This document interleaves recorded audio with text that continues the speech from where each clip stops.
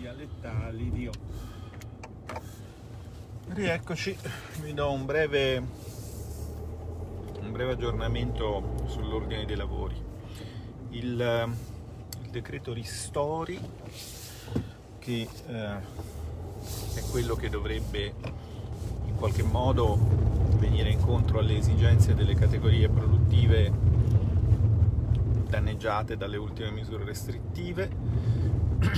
partirà dal Senato e per la prima volta da quando è cominciata questa solfa, pur essendo un decreto che non copre solo la materia fiscale, ma copre per esempio anche temi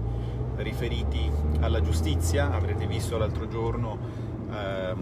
ieri mattina in particolare ad Omnibus, quella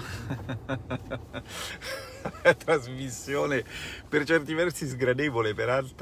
altri esilarante, dove diciamo il conduttore, poverino, e fra l'altro lo conosco da tempo perché una volta lavorava con quel giornalista diciamo equanime ed equilibrato che è Andrea Pancani, insomma,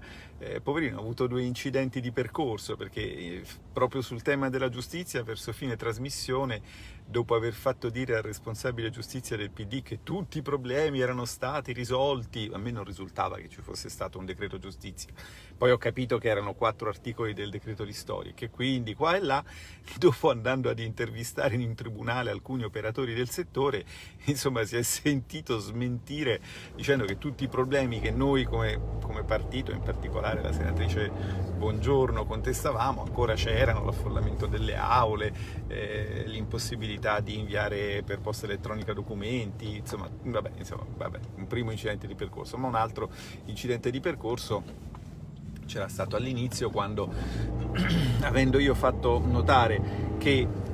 il comitato tecnico scientifico opera in condizioni di sostanziale opacità, i verbali secretati non sono stati completamente desecretati, le informazioni non vengono condivise con il Parlamento e peraltro incidentalmente avevo fatto anche notare che a me non era chiaro come fosse stato nominato, e il conduttore ha in qualche modo tirato, fra virgolette, fuori dal cappello un componente prestigioso del comitato tecnico scientifico che era invitato in trasmissione, era incidentalmente in quel blocco, un professore di pneumologia, mi pare di ricordare che fosse un ordinario e che lavora in un ospedale romano e che si chiami Richelli, mi sembrava una bravissima persona, che però ha confermato: ma effettivamente io non so come è avvenuta la nomina del comitato tecnico scientifico. Non c'è niente di male, la chiara fama, la cooptazione vanno benissimo, resta il fatto che la condivisione dei risultati, delle evidenze in base alle quali il governo decide, sarebbe molto gradita da questa opposizione, e non è certo colpa del professore se non c'è, ma non può neanche un conduttore televisivo cambiare la realtà dei fatti, cioè che la condivisione non c'è. Quindi nice try Andrea, la prossima volta ritenta e forse sarai più fortunato. Comunque, insomma, perché adesso pensavo a questo incidente televisivo, diciamo, io sono veramente, mi commuovo quando le persone cercano di mettermi in difficoltà in televisione, mi commuovo e un pochino anche godo, perché, per carità di Dio, loro hanno l'acceleratore, di fronte hanno un muro di granito, sta a loro decidere quanto spingere sull'acceleratore. Quelli che vanno più lenti si fanno meno male, questo te lo dico per la prossima volta con affetto. Vabbè, al di là di questo, parliamo di cose serie. Il decreto è quindi incardinato non presso la sola Commissione Bilancio. Per la prima volta da quando è iniziata l'emergenza, uno dei decreti emergenziali viene, diciamo, esaminato in ambito economico, viene esaminato in congiunta. Questo è un segno, diciamo, di civiltà, anche se ovviamente richiederà un lavoro non indifferente, perché coordinare i lavori di 2 commissioni è comunque sempre una cosa non banale. Però almeno ci sono più teste a pensare, ci sono le persone competenti in ambito fiscale, in particolare, che potranno analizzare le norme fiscali. Non vi so dire qual è sarà lo svolgimento dei lavori, perché non essendo più presidente io, non faccio più il calendario io, comunque ci aspettano delle settimane abbastanza intense, anche se il decreto non è enorme, gli articoli non sono un paio di centinaia, ma circa 4 decine, fra i 30 e i 40, adesso neanche me lo ricordo esattamente, l'ho letto ieri. E la cosa che può essere utile e che stiamo cercando di fare,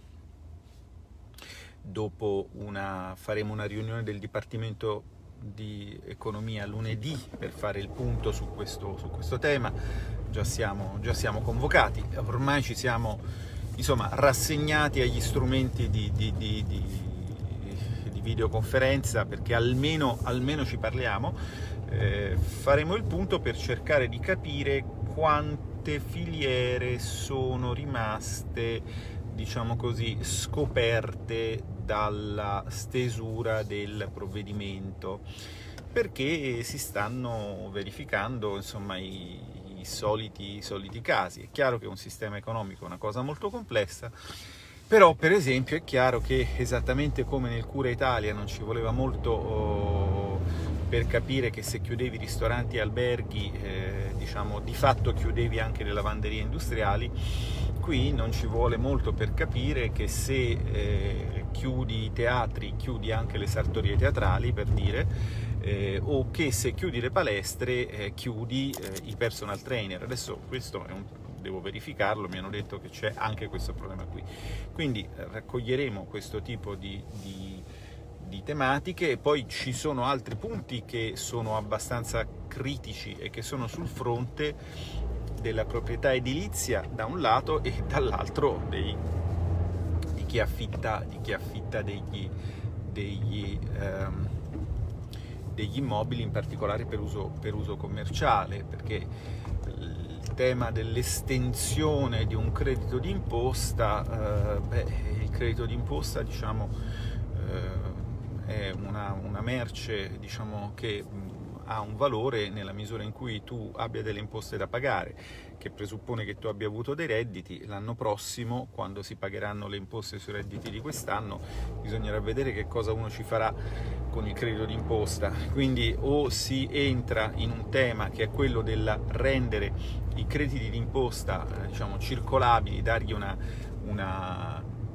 qualche possibilità di circolazione nel sistema, ma questo incontra delle resistenze di carattere ideologico, sostanzialmente da parte della Banca d'Italia, che ha paura che si faccia una moneta fiscale parallela, che oddio, poi l'euro, insomma tutti questi discorsi che, come sapete, preoccupano molto da quelle parti. L'unica cosa fondamentalmente che li preoccupa molto, se no forse oltre a interventi di tipo credito fiscale c'è da pensare anche a qualcos'altro, e interventi anche a sostegno di chi gli affitti li deve pagare, perché bisognerebbe, ormai si comincia a porre il tema di con quale soldi pagarli. Sentiamo storie dolorose sia dal lato dei proprietari, che non ricevono i canoni di locazione e magari continuano a pagarci le imposte perché le regole sono queste, sia dal lato di chi, trovandosi a esercitare un'attività commerciale e avendo ovviamente un crollo dell'attività, cerca dal lato dei proprietari una disponibilità, un'elasticità nei pagamenti. Sono storie molto, molto dolorose, molto complesse, molto difficili da risolvere. Gli orientamenti normativi finora non hanno aiutato a risolvere e venirne a una in questa materia, che comunque oggettivamente è difficile. Questo quindi è un primo pezzo. Ci sono quindi i settori scoperti, c'è il tema di che cosa fare col discorso affitti degli immobili commerciali, ci sono altri temi sulla cassa integrazione, insomma ci sono tante cosine sulle quali si dovrà intervenire. Poi naturalmente, siccome a noi capita questo decreto che, essendo uscito a fine ottobre, doveva essere convertito, sapete ci sono 60 giorni entro fine dicembre, nel frattempo intorno al 15, insomma fra il 9, 15, 10, fra il 9 e il 15 se non ho capito male, dovrebbe uscire la legge di bilancio, che probabilmente uscirà quando già saremo chiusi dentro. La legge di bilancio, siccome noi staremo lavorando sul decreto ristoro, la legge di bilancio sarà assegnata viceversa alla Camera, quindi lì ci sarà il nostro squadrone Borghi, Bitonci, Garavaglia, Gusmeroli, Centemero, Cavandoli, adesso insomma tutto lo squadrone dei colleghi alla Camera della Bilancio e della Finanza che conoscete, che seguiranno la cosa. Io dovrò seguirla come responsabile economia, ci coordineremo sugli interventi e anche lì si apre tutto un mondo, perché naturalmente quella è una legge nella quale normalmente alla fine si pone la fiducia e nel maxiemendamento si infilano tutta una serie di cose per le quali il governo ritiene di dover prendere la scorciatoia anziché rivolgersi al Parlamento. Però, diciamo, lato Lega è in buone mani, lato governo un po' di meno, ma amen. Quindi questo è quello che ci aspetta a grandi linee nei prossimi 2 mesi, sono i provvedimenti dei quali sentirete parlare. Sapete, credo già, che sulla legge di bilancio ci sono delle perplessità oggettive, perché credo che abbiate visto che quest'anno con 100 miliardi di extra deficit in più non si è riusciti ad evitare un grande tonfo, non si è riuscito ad evitare che oltre 300.000 persone perdessero il lavoro, non si è riusciti a evitare tante cose, quindi la retorica del nessuno resterà indietro e della caduta gestibile è stata spazzata via dall'evidenza dei fatti. Per l'anno prossimo si parla di 40 miliardi, ma se per esempio un nuovo lockdown fa saltare per aria la stagione turistica invernale, ne dico solo una, tanto per qua si va già qui su parecchie decine di miliardi che sottraiamo al PIL, quindi è un po' difficile capire come possa essere efficace una legge di bilancio che si mantenga nel solco tracciato dalla nota di aggiornamento al documento di economia e finanza e dal documento programmatico di bilancio, che sono stati redatti, soprattutto la prima, nel periodo in cui il governo era tutto contento perché sosteneva di aver sostanzialmente sconfitto la pandemia e proponeva l'Italia come modello. La verità è che adesso questo tipo di racconto è stato molto più, diciamo, adeguato alla realtà delle cose.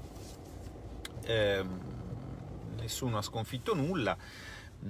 A dire il vero non ci sono enormi storie di successo in altri paesi, tranne alcuni paesi asiatici, per tutta una serie di motivi che qui non interessano, sto parlando di economia. Dal punto di vista economico però non siamo attrezzati allo stato attuale, con i documenti programmatici fatti, per affrontare in modo decente la ripresa.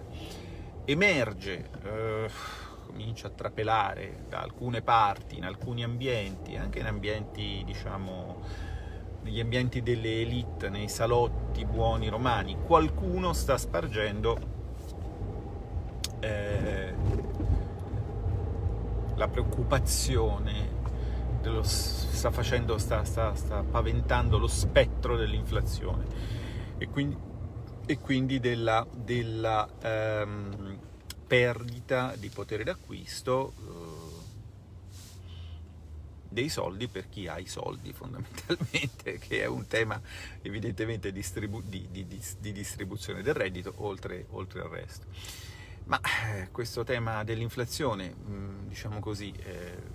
ci si porta avanti nel creare questo spauracchio. Sapete benissimo che se avete letto, insomma, se vi è capitato di leggere nel mio blog, ma comunque sta scritto lì, lo si può tranquillamente ritrovare, che sono stato fra i primi a ritenere che ci fosse effettivamente il rischio di un esito inflazionistico della crisi se la crisi fosse stata gestita un po' come purtroppo la stiamo gestendo, cioè lasciando completamente sbriciolare il lato dell'offerta, cioè le attività produttive, perché allora è chiaro che siccome tanto alla fine si dovrà arrivare ad una monetizzazione del debito, se ci si arriva in un contesto in cui dal lato dell'offerta non c'è, diciamo, non si riesce a soddisfare la domanda, chiaramente questo determina ovviamente della domanda e rischia di creare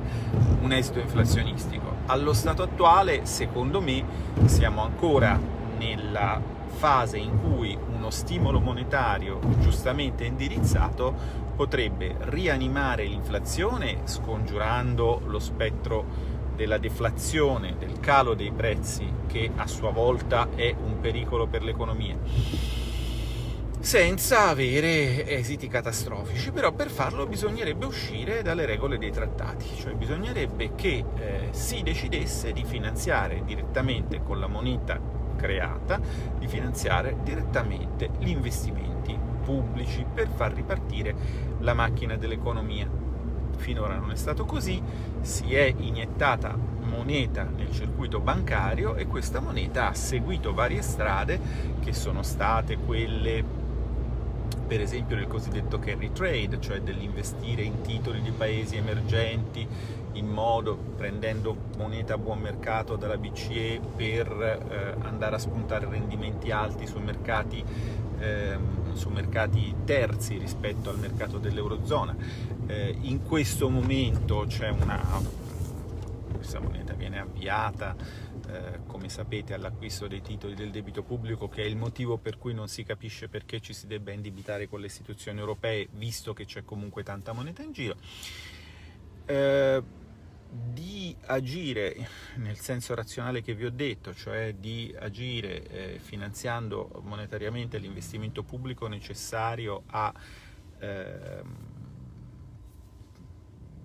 in qualche modo contrastare l'emergenza e avviare la ripresa, non se ne parla minimamente, nessuno vuole fare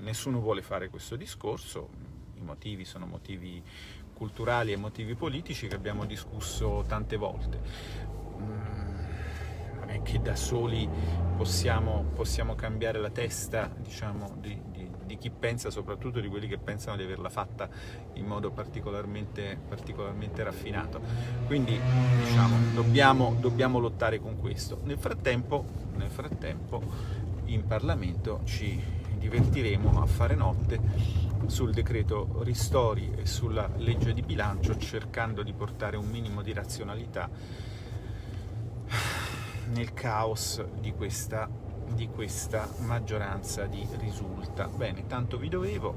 e quindi prima ancora di parcheggiare vi lascio e buon proseguimento con le vostre attività.